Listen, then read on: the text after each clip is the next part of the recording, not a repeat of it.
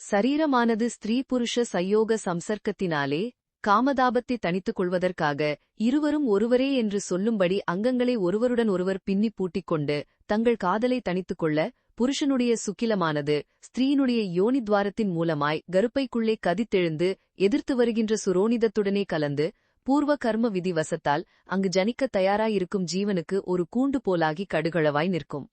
முதல் மாதத்தில் அது சிறிது திரண்டு கொடுக்கும். இரண்டாவது மாதத்தில் அந்த பிண்டமானது மனித உருவார்ப்பதற்கு எடுத்த ஓர் அச்சு போன்று அமையும். மூன்றாவது மாதத்தில் மாம்சம் திரளும். நான்காவது மாதத்தில் சிறு தடி போல நீண்ட நாடி நரம்புகள் உண்டாகும். ஐந்தாவது மாதத்தில் பஞ்சவர்ணம் உள்ளதாயிருக்கும். ஆறாவது மாதத்தில் ஆமை போல உருப்பெற்று கால் கைகள் வகுப்படுவது மன்றியும் நவத்வாரங்களும் உண்டாகும். ஏழாவது மாதத்தில் கர்ப்பைக்குள்ளே புரண்டு புரண்டு கொடுக்கும். எட்டாவது மாதத்தில் ஆடத் தொடங்கிவிடும். ஒன்பதாவது மாதத்தில் இதற்கு ரோமத்வாரங்கள் உண்டாகும்.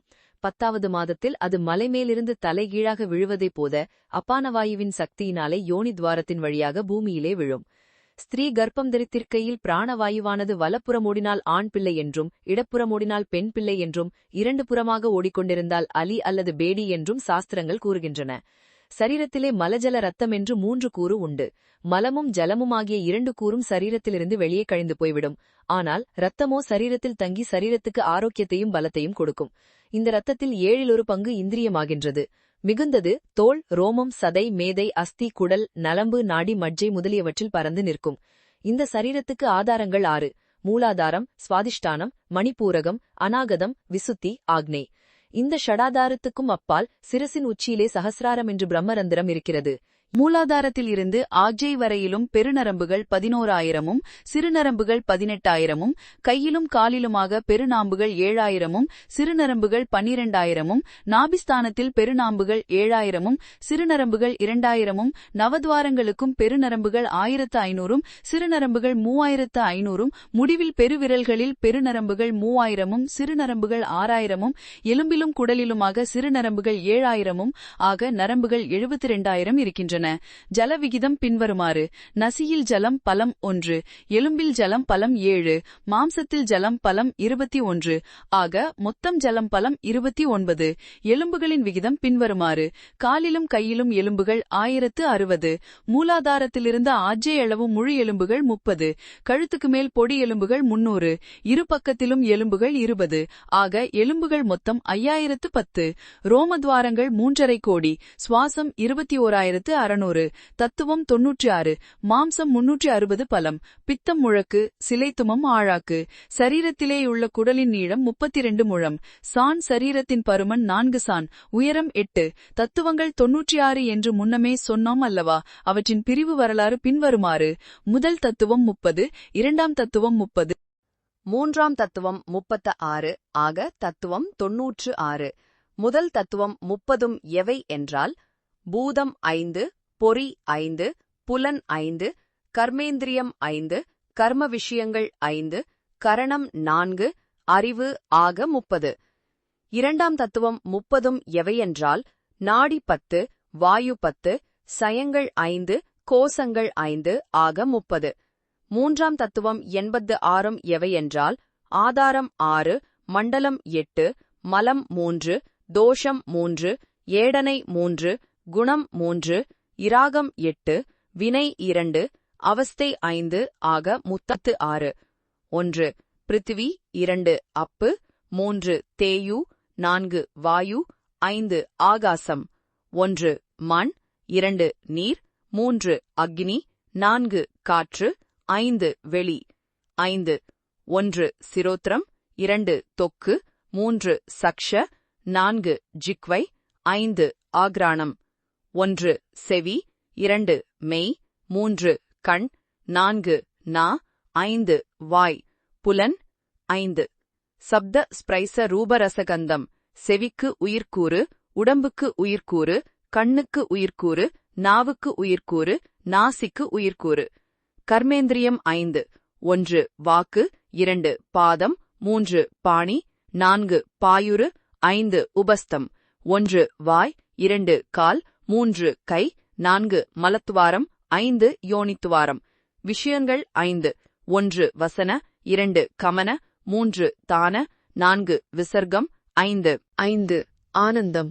1 வாக்குக்கு உயிர்க்கூறு. 2 காலுக்கு உயிர்க்கூறு. 3 கைக்கு உயிர்க்கூறு. 4 மலத்துவாரத்துக்கு உயிர்க்கூறு. 5 யோனி துவாரத்துக்கு உயிர்க்கூறு. கரணம் 4. 1 மனம். 2 புத்தி. 3 சித்தம். 4 அகங்காரம். 1 மனம், ஒன்றை நினைப்பது. இவையெல்லாம் அவ்விடத்தில் தோன்றுவது பேசவிருக்கும். 2 சுவாதிஷ்டானம். மூலாதாரத்துக்கு 2 விரற் கடைக்கு மேலுள்ளது. இது நாற்சதுரமும் அச்சதுரத்தின் நடுவே 6 இதழ்களை உடைய ஒரு புட்ப வட்டமும் அதன் மத்தியிலே லிங்க பீடமும் வீணா தண்டினடியுமாய் இலங்கி அதன் நடுமத்தியிலே நகார எழுத்தும் நிற்கும். அந்த நகாரத்தின் நடுவில் பிரம்மாவும் சரஸ்வதியும் வீற்றிருப்பார்கள். இது பிருத்திவியின் கூறாகும். பொன்னிறமாம். அந்த புஷ்பத்தின் 6 இதழ்களிலும் 6 அக்ஷரங்கள் காணப்படும்.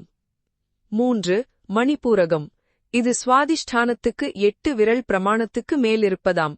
இது கோழி முட்டை போல 6008 நரம்பு நாடிகளும் சூழ, நாடிக்கெல்லாம் வேறுள்ளது. இதை மணப்பூரகம் என கூறி உள்ளறிவுள்ளோர் உந்திக் கமலம் என்று சொல்வார்கள். இது தொப்புளுக்கு நேரில் அப்பு ஸ்தானத்தில் 7ஆம் பிறை கிணங்கி இருக்குமாம். இதன் நடுவே 10 இதழையுடைய ஒரு புஷ்பம் வட்டமாகி இருக்கும். அந்த புஷ்பத்தின் நடுவில் மகார எழுத்து நிற்கும். அந்த மகாரத்துக்கு நடுவில் மகாவிஷ்ணுவும் மகாலட்சுமியும் எழுந்தருளியிருப்பார்கள்.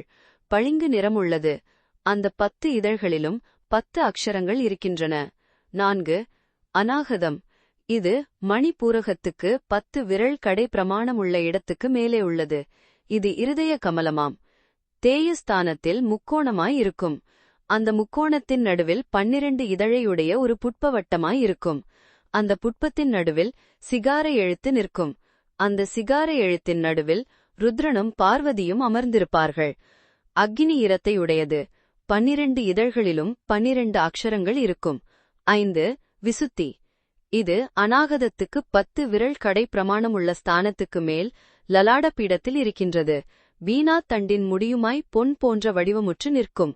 நெற்றி புருவத்தின் வெளிபாய் ஆகாசஸ்தானத்தில் 3 இதழையுடைய ஒரு புட்பத்தின் நடுவே யகார விழுத்தோடு இணங்கி நிற்கும். அந்த யகாரத்துக்கு நடுவில் சதாசிவமும் மனோன்மணியும் எழுந்தருளியிருப்பார்கள். மேக நிறத்தை உடையது. இந்த 6 ஆதாரங்களுள் முதலாவதாகிய மூலாதாரத்தில் குண்டலினி சக்தி அடங்கி அமர்ந்து உறங்கிக் கிடக்கும். யோகியானவன் இந்த 6 ஆதாரங்களிலும் பிராணபந்தனம் செய்து அடங்கிக் கிடக்கும் குண்டலினி சக்தியை கிளப்பி விடுவானானால் அது சுஷம்னா நாடி வழியாக இந்த 6 ஆதாரங்களையும் கடந்து பிரம்மாண்டிரத்தில் சென்று அமிர்தத்தை பொழிகின்றது என்று பெரியோர் கூறுகிறார்கள். அப்பொழுது அவன் அமரனாய் விடுகின்றான். சரீரத்திலே வலது பக்கத்தில் இடை என்ற நாடியும் இடது பக்கத்தில் பின்கலை என்ற நாடியும் நடுவே சுஷும்மினை என்ற நாடியும் ஊடுகின்றன என்று யோகசாஸ்திரம் கூறுகிறது. இடை பிங்கலையாகிய 2 நாடிகளின் வழியாகவும் உச்சுவாச நிச்சுவாசம் செய்ய கற்றுக்கொண்ட யோகியானவன், அதாவது ரேசகமும் பூரகமும் செய்ய கற்றுக்கொண்ட யோகியானவன் கும்பகத்தினாலே பிராணனை உள்ளடக்க மூலாதாரத்திலே அடங்கிக் கிடக்கும் குண்டலினி சக்தியானது வீறு கொண்டு எழுந்து மேல்நோக்கி புறப்படுகின்றது.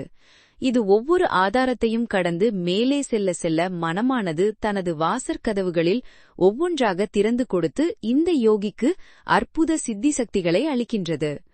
குண்டலினி சக்தியானது ஆக்னேயையும் கடந்து பிரம்மரந்திரத்திலே செல்கிற பொழுது யோகியானவன் சரீரத்தினின்றும் வேறுபட்டவனாகி மனத்தினின்றும் வேறுபட்டவனாகி தனியே தன்னந்தனியான ஆத்மவஸ்துவாகி விடுகின்றான். பிராணாயாமம் என்பது ரேசக பூரக கும்பகம் என்ற முறையினால் செய்யப்படுகிறது. ரேசகமாவது வலது நாசித்துவாரத்தினால் 12 அங்குலம் சுவாசத்தை உள்ளிழுத்தலாம். பூரகமாவது 8 அங்குலம் சுவாசத்தை வெளியில் விடுதலாம். கும்பகமாவது மிகுதி 4 அங்குலம் சுவாசத்தை உள் அடக்குதலாம். இவ்வாறாக செய்து வருவதினாலே பிராணனானது ஒவ்வொரு பிராணயாமத்துக்கும் 4 அங்குலமாக உள்ளடங்கி மெல்ல மெல்ல பழக்கத்தில் மனிதனுடைய ஆயுளாகிய பிராணன் சரீரத்திலே தங்கிவிடுகிறது. இதனால் ஆயுள் மேன்மேலும் அதிகமாக வளர்ந்து சரீரமும் கட்டுப்பட்டு திடகாத்திரமுடையதாய் விடுகின்றது. இது மாத்திரமா? இந்த பிராணன் அடங்க அடங்க உள்ளேயுள்ள ஜீவசக்தி குண்டலினியை கிளப்பி விடுகின்றது. இன்னும் சுவாசத்தை அளவுபடுத்தி பழகுவதினாலே சரீரத்திலே அணுக்களெல்லாம் ஒரே மாதிரி சலிக்கும்படியான தன்மையை பெறுகின்றன. சரீரத்தின் சலன விகார சக்திகளெல்லாம் ஒரே மாதிரி தன்மையை அடைந்து விடுகிற பொழுது மனமானது ஒருமுகப்பட்டு சங்கற்பங்களெல்லாம் அபார சக்தியை அடைந்து விடுகின்றன. இதனால் மனமானது ராட்சச சக்தி வாய்ந்த சங்கற்பங்களையெல்லாம் உள்ளடக்கிக் கொண்டு சர்வசக்தி வாய்ந்ததாய் விடுகிறதென்றாலும் மனிதனுக்கு அடிமையாய் விடுகின்றதென்பதிலும் சந்தேகமில்லை. சர்வசக்தி வாய்ந்த இந்த மனமானது இந்த மாதிரியாக அடிமையாக வேண்டுமென்பதே யோகியினுடைய அபியாசத்தின் நோக்கமெல்லாம். நாம் எதை கருதினாலும் அல்லது கற்பித்துக் கொண்டாலும் அந்த கருத்து அல்லது கற்பனை இந்த மகாகாசத்தினிடத்தை நடைபெறுகின்றது. இந்த மகாகாசமானது என்னவென்றால் நம் முன்னே இந்த ஸ்தூல பிரபஞ்சத்தில் எங்கும் பறந்து கிடக்கும் இடமேயாம். ஆனால் சித்தாகாசம் என்று வேறொன்று இருக்கின்றது. இது சூட்சும பிரபஞ்சமாகிய மனத்தினிடத்தே வியாபித்து கிடக்கின்றது. யோகியானவன் பிறருடைய மனத்தில் உள்ளவற்றை அறிகிறானானால், நமது ஊனக் கண்களுக்கு புலப்படாதவற்றை பார்க்கிறானானால் அவன் சித்தாகாசத்திலே அறிகிறான் அல்லது பார்க்கிறான். அவன் இந்த ஸ்தூல பிரபஞ்சத்தை மாத்திரமன்று சூட்சும பிரபஞ்சத்தையும் தன் வசமாக்கிக் கொண்டவனாகிறான். அவன் பார்வையையும் அறிவையும் கடந்து ஞாதிரு ஞான நேயமற்றவனாய் சமாதி நிஷ்டாபரனாய் விடுகிறபொழுது இந்த சூட்சும பிரபஞ்சத்தையும் கடந்து காரண பிரபஞ்சத்திலே நுழைந்து விஷயங்களை வித்யாகாசத்திலே நுகர்கிறான், வஸ்துக்களை வித்யாகாசத்திலே பார்க்கிறான். இன்னும் அவன் நிர்விகற்ப சவிகற்ப பேதங்களற்று சகஜ சமாதி தற்பரனாய் விடுகிறபொழுது காரண பிரபஞ்சத்தையும் கடந்து எதுவும் மற்றவனாய் ஞானாகாசத்திலே ஆத்ம பிரகாசத்திலே அமர்ந்து ஆனந்தமே தானே ஆனந்தமாய் அந்நியம் என்பதில் இல்லாமல் அமர்ந்து விடுகிறான். குண்டலினி சக்தி வீறு கொண்டு எழுந்து சுஷிம்னை மூலமாக மேலேறத் தொடங்கிவிட்டால் அவனுடைய பார்வைகளெல்லாம் சித்தாகாசத்திலே நடைபெறும். குண்டலினி சக்தியானது மூலாதாரத்திலிருந்து கிளம்பி ஒவ்வொரு ஆதாரத்திலும் செல்லச் செல்ல மனமானது கட்டுப்பட்டு தன்னுள் அடங்கியிருக்கின்ற அனைத்தையும் எடுத்து வெளியே கொட்டிவிடும். குண்டலினி சக்தி ஆக்னேயிலே ஏறிவிடுகிற பொழுது யோகியானவன் வித்யாகாசத்திலே விஷயங்களை பார்க்கின்றான். ஆக்னேயையும் கடந்து பிரம்மமரந்திரத்திலே சென்று அமிர்தம் பருகும் பொழுது யோகி ஞானாகாசத்திலே எதுவுமற்றவனாய் ஏகமேயாய் இன்பமேயாய் விடுகிறான். இதனால் பந்த நிவிர்த்தியும் மோட்சப்பிராப்தியும் பெற்றவனாய் விடுகிறான். ஆகையால் மனமானது இரண்டு பக்கத்திலும் இவற்றின் மூலமாக எல்லா பக்கங்களிலும் தன்னை இழுத்துச் செல்கின்ற இடைப்பிங்களை என்ற இரண்டு நாடிகளையும் உதறிவிட்டு சுஷும்னா நாடியைப் பற்றி நிற்க வேண்டும். மனமானது இந்த சுஷும்னா நாடியானது சாதாரணமாக எல்லோரிடத்தும் இருக்கின்றது, ஆனால் மூலாதாரத்திலே சுருண்டு கிடக்கின்றது. ஆகையால் சாதாரண மனிதனுடைய செய்கைகளுக்கும் இந்த சுஷும்னா நாடிக்கும் எவ்வித சம்பந்தமும் கிடையாது. எத்தனையோ ஜென்மங்களாக நாம் அறிந்தவற்றினுடையவும் அனுபவித்தவற்றினுடையவும் உணர்ச்சிகளெல்லாம் அடங்கிக் கிடப்பது ஊனாதாரத்திலாகும். இந்த உணர்ச்சிகளின் சக்தியெல்லாம் வாசனாரூபமாக அடங்கிக் கிடப்பதே குண்டலினி எனப்படுவது. பிராணாயாமத்தினாலே குண்டலினி எழுப்பப்படுகிற பொழுது மெல்ல மெல்ல அதைப் பற்றி நிற்கும் அழுக்கும் தீமையுமெல்லாம் அகன்றுவிடும். உள்ளடங்கிய பிராணனானது சரீரத்தை மாத்திரம் அல்ல, வாசனாரூபமாக அடங்கிக் கிடக்கும் சக்திகளையும் சுத்தம் பண்ணிவிட்டு விடுகிறது. பிராணனானது அடங்க அக்னி அதிகமாக உண்டாகி ஒளிர்கின்றது. ஏனென்றால் தீர்க்கநிஷ்டையில் நெடுநேரம் இருந்துவிட்டு அல்லது மனத்தை ஏகாகிரப்படுத்தி ஏதேனும் ஒரு விஷயத்தை நெடுநேரம் ஆராய்ச்சி செய்து பார்ப்போமானால் நமது தொப்புளின் பக்கத்திலே சூடு அதிகரித்திருப்பதை நன்றாக அறியலாம். நமது திருஷ்டியை அந்தர்முகமாக செலுத்துகிற பொழுது உள்ளே அடக்கி கிடக்கும் சக்தி எல்லாம் சுஷும்னா வழியாக புறப்பட்டு ஒவ்வொரு ஆதாரத்திலும் சென்று அடிக்கின்ற பொழுது அந்த சக்தியின் பிரபாவத்தை என்னென்று எவரால் சொல்ல முடியும்? இன்னும் இந்த சுஷும்னை உணர்ச்சிகளுக்கெல்லாம் ஆதாரஸ்தானமாகிய மூளையினிடத்தே, அதாவது பிரம்ம ரந்திரத்தினிடத்தே சென்று தாக்குகிற காலத்தில் ஒரே ஒளியாய் எங்கும் வீசிவிடுகின்றது. அப்பொழுது ஆத்ம ஞானம் அப்படியே பிரகாசிக்கின்றது. இந்த குண்டலினி சக்தியாக ஆதாரத்துக்கு மேல் ஆதாரமாக பற்றி சென்று கொண்டிருக்க யோகியானவன் இந்த பிரபஞ்சம் முழுதையும் மனத்தினுள்ளேயே பார்த்துவிடுகிறான். பின்னர் இந்த ஜகத்துக்கு காரணம் இன்னதென்று தெரிந்து கொள்கின்றான். அப்பொழுது அவன் அறிவியாய் விடுகின்றான்.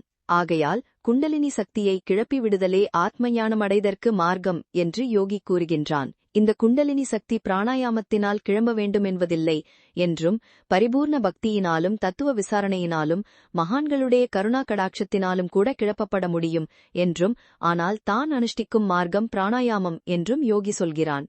எங்கேனும் இயற்கைக்கதீதமான விஷயங்கள் காணப்பட்டால் அவை குண்டலினி சக்தியின் வேலைகளே என்று யோகி மொழிகின்றான். மற்ற மார்க்கங்களும் பாடுபடுபவர்களும் இந்த குண்டலினி சக்தியின் பிரபாவத்தினாலேதான் ஜெயமடைகிறார்கள் என்பதும், ஆனால் அவர்கள் அந்த விஷயத்தை தெரிந்து கொள்றதில்லை என்பதும் யோகியினுடைய கூற்று.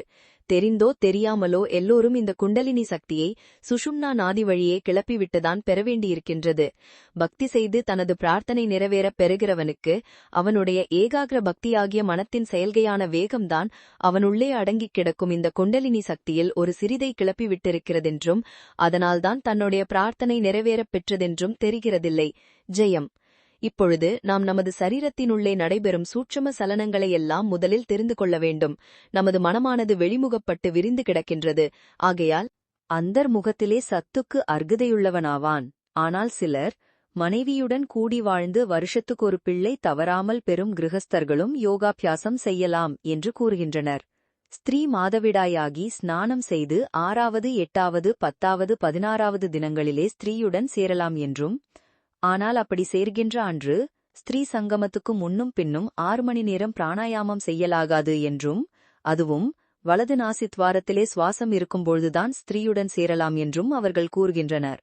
ரேதஸ் அதோமுகமாகச் செல்ல ஆரம்பித்துவிட்டால் ஊர்த்வமுகமாக அதை திருப்புவது கஷ்டம் என்றும், ஆகையால் அபியாசியானவன் ஸ்திரீ நினைப்பே இல்லாதவனாய் இருத்தல் வேண்டும் என்றும் நாம் அபிப்பிராயப்படுகிறோம். சாதாரணமாக குஸ்தி விளையாட்டிலே பயிலும் பயில்வான்களை பார்த்திருக்கிறீர்களா? அவர்கள் ஸ்திரீலோலர்களாயிருக்கும் விஷயத்திலே குஸ்தி விளையாட்டில் முக்கியமாக வேண்டிய தம், அதாவது மூச்சடக்கும் சக்தியில்லாது திண்டாடுவதை பார்க்கிறோம். ஸ்தூல ரூபமான ரேதஸ் வெளியே போய்விடுகிற பொழுது சூட்சும ரூபமான பிராணனும் வெளியே போகிறது. அப்பொழுது மூச்சடக்க முடிகிறதில்லை. மூச்சடக்க முடியாமல் போய்விடுகிற பொழுது பலமும் போய்விடுகிறது. ஆகையால் அணுவளவும் ரேதஸை வெளியில் விடாதவனே இந்த அபாரமான யோக மார்க்கத்திலே ஜெயமடைவான். இன்னும் ஹட்டயோகமானது சரீரத்தின் உள்ளுள்ள சகல நாடி நரம்புகளையும் சுத்தம் செய்து வசப்படுத்தச் செய்யும் முயற்சியாகையினால் ரேதஸை பந்தனம் செய்யாவிட்டால் அபியாசி ஒருவேளை சித்தப்பிரமையோ ஏதேனும் வலிப்போ அடைந்து கஷ்டமுறுவான் என்று நாம் கருதுகின்றோம். அபியாசியானவன் எப்பொழுதும் மிதமான ஆகாரமே உட்கொள்ள வேண்டும். வயிற்றில் 2 பங்கு அன்னத்தினாலும் தண்ணீரினாலும் நிரப்பி 1 பங்கு காலியாக விட்டுவிட வேண்டும். அபியாசியானவன் தனது வலதுகை பெருவிரலினாலே வலது நாசித்வாரத்தை அடைத்துக்கொண்டு இடது நாசித்வாரத்தின் வழியாக உள்ளே சுவாசத்தை இழுத்து எவ்வளவு நேரம் அந்த சுவாசத்தை அடக்கி வைத்துக் கொள்ளலாமோ அவ்வளவு நேரம் உள்ளே அடக்கி வைத்திருந்து பின்னர் இடது நாசித்வாரத்தின் வழியாக சுவாசத்தை மெல்ல வெளியே விட வேண்டும். இதே மாதிரியாக இடது நாசித்வாரத்தின் வழியாக சுவாசத்தை உள்ளே இழுத்து எவ்வளவு நேரம் உள்ளே அடக்கி வைத்திருக்க முடியுமோ அவ்வளவு நேரமும் வைத்திருந்து பின்னர் வலது நாசித்வாரத்தின் வழியாக மெல்ல வெளியே விட வேண்டும். இம்மாதிரி அபியாசியானவன் ஒரு தடவைக்கு 25 வீதமாகிலும் காலையிலும் உச்சியிலும் மாலையிலும் நடுநிசியிலுமாக 4 தடவை தினம்தோறும் செய்ய வேண்டியது. இவ்விதம் செய்து வருவானானால் 6 மாத காலத்துக்குள்ளாக அவன் தனது சரீரத்தை பரிபூரணமாக சுத்தி செய்து பொன் போன்று பிரகாசிக்கச் செய்து கொண்டு விடுவான். அவன் சரீர சுத்தி அடைந்து விட்டான் என்பது எப்படி தெரியவரும் என்றால், அவனுடைய வேர்வையிலே கூட அபரிமிதமான ஒரு சுகந்த வாசனையானது 4 பக்கங்களிலும் கமகமவென்று பரிமளித்து வீசும். எப்பொழுதும் அவனுடைய சரீரமானது ரோஜா புஷ்பத்தினுடைய அல்லது மல்லிகை புஷ்பத்தினுடைய வாசனையை சுற்றிலும் வீசிக்கொண்டிருக்கும். இன்னும் அவனுடைய ஒவ்வொரு அங்கமும் பார்ப்பவர் கண்களை அப்படியே பறித்துக் கொள்ளும். அவன் எதை தொட்டாலும் அதுவும் அந்த வாசனையையே வீசும். 6 மாதத்திலே இடைவிடாத அபியாசத்திலே சரீரம் சமஸ்த களங்கங்களிலும் நின்றும் நிவர்த்தியடைந்து சுத்தமாகலாமாயினும் நாம் மேற்சொன்னவாறு பரிமளம் பறந்து வீசும் குணத்தை சரீரம் பெறுவதற்கு 12 வருஷத்தே அபியாசமாவது அவசியமாம். இந்த அபியாசத்திலே ஜெயமடைந்தவனுடைய முகம் வசீகர சக்தி மிகுந்ததாயிருக்கும். உலகிலே அழகுதானே அனைவரையும் வசியப்படுத்துவது. அந்த அழகும் ஒவ்வொருவருக்கும் வெவ்வேறு விதமாயிருக்கின்றதல்லவா? ஒருவருக்கு அழகாயிருப்பது மற்றொருவருக்கு அழகாயிராது. மனிதனுக்கு அழகாகத் தோன்றுவது மாட்டுக்கு அழகாகத் தோன்றாது. ஆகையால் யோகியானவன் உலகிலே உள்ள சமஸ்த கோடி ஜீவராசிகளும் தன்னை கண்டால் தன்னிடத்து ஆசை கொள்ளுமாறு ஒருவித சக்தியை அடைகின்றான். அந்த சக்தியானது அகத்தின் அழகு முகத்திலே தெரியும் என்பது போல அவனுடைய முகத்திலே பிரகாசிக்கிறது. மனமானது அமைதியுற்று ஆனந்தமடைய முகமும் அமைதியுற்று ஆனந்தத்தை கக்குகிறது. இன்னும் யோகியினுடைய குரல் காதுக்கு வெகு இனிமையாயிருக்கும். யோகி பேசுவானானால் எல்லோரும் அங்கு மந்திரத்தில் கட்டுண்ட சர்ப்பம் போல மயங்கி விடுவார்கள். இப்படியே இடைவிடாது பிடிவாதமாக அப்பியசித்து வரும் யோகிக்கு குண்டலினி சக்தி கிளம்பிவிடவே அவனுக்கு பிரகிருதி முழுதும் மாற்று பெற்று விடுகிறது.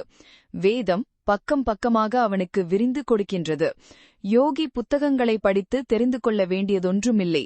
அவனுக்கு அவனுடைய மனமே அகண்ட அறிவையுடைய ஆழ்ந்த சாஸ்திர சாகரமாயிருக்கின்றது. சுஷும்னா நாடியானது யோகியினிடம்தான் திறந்து கிடக்கின்றது. இந்த சுஷும்னா நாடியானது திறந்து அதன் மூலமாக குண்டலினி சக்தி எழும்ப ஆரம்பித்து விட்டால் நாம் ஐம்புலன்களையும் கடந்து அப்பார் சென்று விடுகிறோம். நமது மனமானது பிரக்ஞாதீதமாகி பிரஜ்ஞானமாய் விடுகின்றது. நாம் புத்திக்கும் அப்பால் போதத்தையும் கடந்து சென்று விடுகிறோம். அங்கே என்றும் அழியாத இன்பத்தைத் தவிர வேறெதுவுமே இல்லாத ஏகமான இத்தகையதென்று எவராலும் சொல்ல முடியாத கற்பனையும் கடந்த ஆத்ம வஸ்துவேயாய் அமர்ந்து விடுவோமானால், ஹடயோகமானது எப்பொழுதுமே இருமாப்பும் கர்வமும் வராத அப்பியசியினால் அனுஷ்டிக்கப்படுமானால் அது சித்தியையும் முக்தியையும் அளிக்கும். அந்த அப்பியசி அணுவளவேனும் அகந்தையுள்ளவனாயிருந்துவிட்டால் அவன் ஒரு வேளை தன்னிகரில் சித்தி பெறலாம். ஆனால் அவனுடைய மனம் சலித்துக் கொண்டுதான் இருக்கும். ஆகையால் அவன் முக்தி பெற முடியாது. சினமிறக்க கற்றாலும் சித்தியெல்லாம் பெற்றாலும் மனமிறக்க கல்லார்க்கு வாயின் பராபரமே என்றார் ஸ்ரீ தாயுமான சுவாமிகள். ஆகையால் மனம் நசிக்க யோகம் அபேசிக்க வேண்டுமே ஒழிய செப்படி வித்தைகாரர் போன்று ஏற்கனவே ஒரு இந்திரஜாலம் போலுள்ள இந்த ஜகத்திலே இன்னும் இந்திரஜாலம் மகேந்திரஜாலம் காட்டி எளிய ஜீவராசிகளை ஏமாற்றுவதற்காக யோகம் அபேசித்தல் கூடாது. ஆனால் அநேகமாக ஹடயோகம் ஆத்ம ஞானத்தை உண்டு பண்ணுகிறதில்லை என்பதே ஆன்றோரது அபிப்பிராயம். யோகங்களுள் சிறந்தது ராஜயோகமே. ராஜயோகமானது எந்த இடத்திலும் எந்த காலத்திலும் அபியசிக்கப்படலாம். ஆனால் ஹடயோகம் அப்படியென்று தனிமையான இடத்தில் எவ்வித சப்தமும் எட்டாத ஏகாந்தமான இடத்தில்தான் ஹடயோகம் அபியசிக்கப்படல் வேண்டும். அந்த அறை மிகவும் சுத்தமானதாய் இருத்தல் வேண்டும். அந்த அறைக்கு அநேக ஜன்னல்கள் இருத்தல் கூடாது. இன்னும் அந்த அறை ஓலைகளால் வேயப்பெற்ற குடிசையாகவும் இருத்தல் கூடாது. அந்த அறை அதிக குளிர்ச்சியுள்ளதாகவோ அல்லது அதிக உஷ்ணமுள்ளதாகவோ இருத்தல் கூடாது. அப்பியாசியானவன் அப்பியாசிக்க ஆரம்பிக்கும் முன் நாம் மேலே சொன்ன மாதிரியான சௌகரியமானதொரு இடத்தை ஏற்படுத்திக் கொள்ளல் வேண்டும். அந்த அறை சாதாரண பூமி மட்டத்திலிருந்து 3 அல்லது 4 அடி உயர்ந்ததாய் இருத்தல் வேண்டும். அதிக நீளமுள்ளதாகவோ அகலமுள்ளதாகவோ இருத்தல் கூடாது. 12 அடி நீளமும் 10 அடி அகலமும் உள்ளதாயிருந்தால் சௌகரியமாய் இருக்கும். சுற்றியுள்ள சுவர்களின் உயரம் 8 அடிக்கு குறையாதிருக்க வேண்டும். சுவர்களிலே ஜன்னல் இல்லாமல் மேல்கூரையிலே காற்றுப்பூக்கிகள் கட்டியிருந்தால் நலம். அந்த அறையிலே எவ்வித துர்நாற்றமும் இருத்தல் கூடாது. பூச்சிப்புழுக்கள் வாசம் செய்து கொண்டிருத்தல் கூடாது. அந்த அறையை சுற்றிலும் புஷ்பச் செடிகள் வைக்கப்பட்டிருந்தால் நலம். அபியாசியானவன் அதிகாலையிலே சூரியோதயத்துக்கு முன்னேயே எழுந்து மலஜல பாதை கழித்து பற்களை முத்து போல துலக்கிக் கொள்ள வேண்டும். கொஞ்சம் சுக்குப்பொடியும் அதற்கு பாதி உப்பும் கலந்து குழைத்து பெரியதொரு நூலிலே தடவி காய வைத்துக் கொண்டு அந்த நூலிலே கொஞ்சம் அறுத்து அதனால் பற்களையும் வாயையும் நாக்கையும் சுத்தம் செய்ய வேண்டும். பின்னர் நன்றாக ஸ்நானம் செய்து அபியாசியானவன் தனக்கு பிரியமான ஆசனத்தில் உட்கார்ந்து நிஷ்டை புரிய வேண்டும். பிராணாயாமம் செய்ய வேண்டும். 1. கோதுமை போன்ற புஷ்டியான ஆகாரங்களை அதிகமாக உண்ணுதல் கூடாது. 2. கடினமான வேலை செய்தல் கூடாது. 3. அனாவசியமான பேச்சுக்களை பேசுதல் கூடாது. 4. நெடுந்தூரம் கால் நடையாக நடத்தல் கூடாது. 5. ஜனநெருக்கமுள்ள வீடுகளில் வசித்தல் கூடாது. 6. காலையிலே அதிக குளிர்ச்சியை உடைய தண்ணீரில் ஸ்நானம் செய்தல் கூடாது. ஹடயோகிக்கு எல்லா ஆசனங்களிலும் சித்தாசனம், பத்மாசனம், சிம்மாசனம் ஆகிய இம்மூன்றும் சிறந்தவையாம். இம்மூன்று ஆசன அனுஷ்டானங்களினால் 72,000 நாடிகளும் சுத்தம் செய்யப்பெறும். ஹடயோகி ஆகார விஷயத்திலே கண்டிப்பான நியமம் உள்ளவனாய் இருத்தல் வேண்டும். கசப்பான வஸ்துக்களையும் உஷ்ணம் உண்டு பண்ணும்படியான வஸ்துக்களையும் ஹடயோகி நீட்டிவிடல் வேண்டும். சர்க்கரை, கீரை வகைகள், காய்கள், எண்ணெய் வர்க்கங்கள், சாராய வகைகள், மச்ச மாம்சாதிகள் இவற்றை ஹடயோகியானவன் உண்ணவே கூடாது. ஆட்டுப்பால், தயிர் முதலியவற்றையும் கொள் முதலியவற்றையும் உபயோகித்தல் கூடாது. உளுந்து, உருளைக்கிழங்கு, பூசணிக்காய் இவை கூடவே கூடாது. ஆறிப்போன ஆகாரமும் நல்லதன்று. ஆகாரத்தில் நெய் கலந்திருத்தல் வேண்டும். அபியாசியானவன் அக்கினியின் பக்கத்தில் உட்கார்ந்து கொண்டிருத்தல் கூடாது. ஸ்தல யாத்திரை செய்தல் கூடாது. மூடர்கள் அல்லது மூர்க்கர்கள் இருக்கும் இடத்திலேயே இருத்தல் கூடாது. பட்டினி இருத்தலும் கூடாது. ஹடயோகி கோதுமை மாவு, அரிசி, அரிசிமா, பசுவின் பால், தயிர், நெய், தேன், சுக்கு, மிளகு, வெண்ணெய், சேப்பங்கிழங்கு, சர்க்கரை வள்ளிக்கிழங்கு முதலியவற்றை ஆகாரத்துக்கு உபயோகித்துக் கொள்ள வேண்டும். சூரியபேத கும்பகம். ரேசகாபியாச ஆரம்பத்திலே அபியாசியானவன் ஓங்காரத்தை ஜெபித்துக் கொண்டே பிராணாயாமம் செய்ய வேண்டியது. ரேசகமான உடனே அவன் தனது கழுத்தையாட்டிக் குனிந்து தனது மார்பை முகவாய்க்கட்டையினால் தொட வேண்டியது. கும்பகம் முடிகிற சமயத்திலே அல்லது பூரக ஆரம்பத்திலே அவன் உட்டியான பந்தம் செய்ய வேண்டியது. அதாவது அவன் சுவாசத்தை நாபிகமலம் வரையில் இழுக்க வேண்டியது. இதுதான் சூரியபேத கும்பகம் எனப்படுவது. இந்த கும்பகத்திலே ஜெயம் பெற்றதற்கு அடையாளம் என்னவென்றால், அவன் சரீரத்தில் மெலிந்தவனாய் விடுவான். அவனுடைய முகத்திலே தேஜஸ் ஜுவலிக்கும். அவனுடைய சுக்கிலமானது கட்டிப்பட்டு அவன் எத்தகைய மாதர்களை சுகித்தாலும் வெளிப்படவே செய்யாது. இன்னும் இந்த சூரியபேத கும்பகமானது மூளையிலும் ஹிருதயத்திலும் உள்ள வியாதிகள் எல்லாவற்றையும் சொஸ்தப்படுத்திவிடும். 2. உஜ்ஜயி கும்பகம். வாயை மூடிக்கொண்டு வலது சுவாசத்தை உள்ளுக்கு இழுத்து ஹிருதயத்திலே செலுத்தி மெல்ல கும்பகம் செய்ய வேண்டும். பின்னர் மெல்ல மெல்ல அந்த சுவாசத்தை இடது நாசித்துவாரத்தின் வழியாக வெளியே விட வேண்டும். இந்த கும்பகத்தினாலே மார்பு நோய்களெல்லாம் தீர்ந்து இருமல் வியாதிகள் சொஸ்தமடைந்து ஜாடராகினி விருத்தியாகும். நாசித்துவாரத்தின் மூலமாகச்